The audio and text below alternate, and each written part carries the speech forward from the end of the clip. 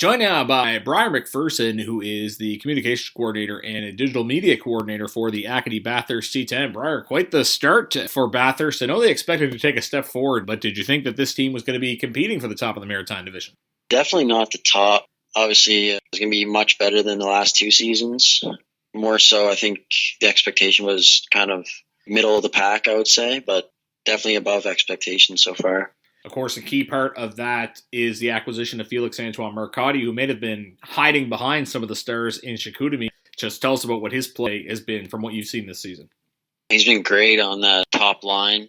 He's listed as a right winger, but he's been playing center all season. He's been doing fairly well on the draws as well. And him, Huckins, and Degagne have been clicking really well so far.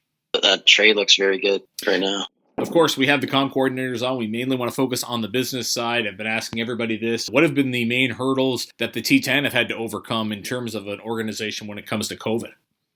I would say one of the main things for us, just kind of more on the media side, is the way our building's laid out.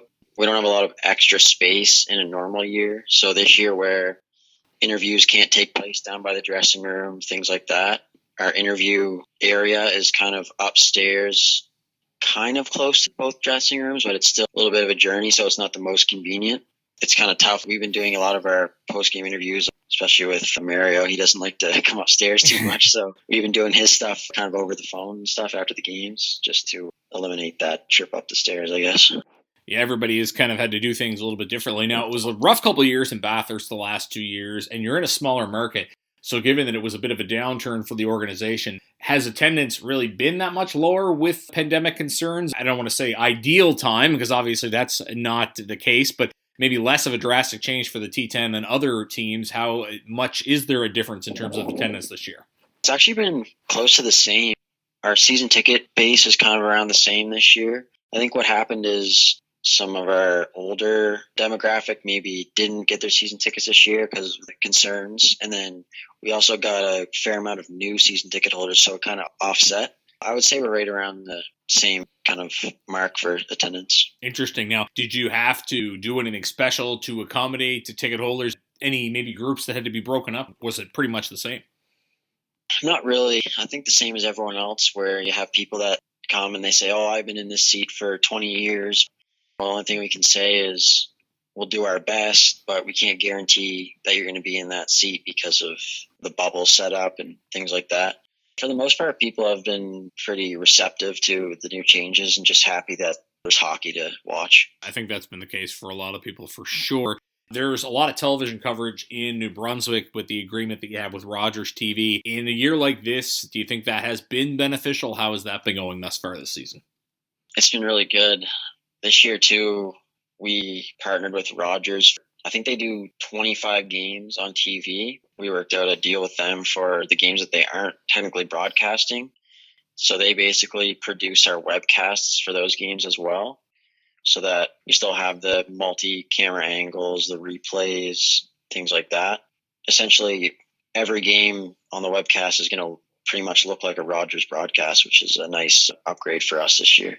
You mentioned people moving around the building. Fans might be familiar with Luke Fallon because he's such a long-time voice there in Bathurst. Tell us about his move upstairs. Yeah, so with the new rules, obviously you couldn't be down in the penalty box area. So at first we were scrambling to try to find him a spot, and finally we were able to find him a spot in the press box upstairs. I kind of worked out with the Rogers deal I was just talking about too, because in a normal year, when the games aren't on Rogers, our play-by-play guy for the webcast is upstairs in the press box. But because we have the deal with Rogers and we're using their equipment and stuff like that, even when they're not broadcasting the games on TV, our play-by-play guy still does it from downstairs at the Rogers desk. So that opened up a spot for us to be able to put Luke upstairs, and he's pretty low maintenance. Like, all he really needs is a phone line and kind of a desk and internet connection. So it wasn't the most difficult thing, but it was kind of convenient and made it a lot easier with Rogers kind of helping us out. The last one I wanted to ask on the hockey side is Zach Bigger is an interesting player on this T10 team because he went back to junior A at 16, had a really strong year. Tell us about how he's adjusted to life in the queue. He's adjusted pretty well.